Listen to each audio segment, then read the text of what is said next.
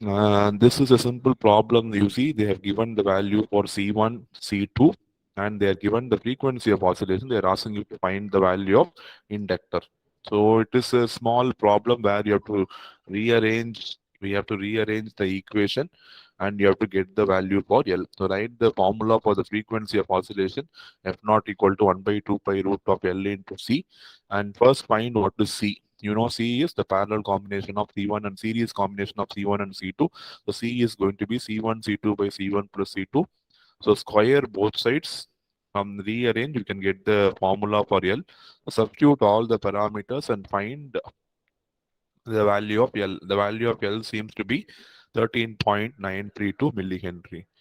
To find the gain required for oscillations, so gain is going to be C1 by C2. 0.2 microhenry divided by 0.02 microhenry, which is going to be 10.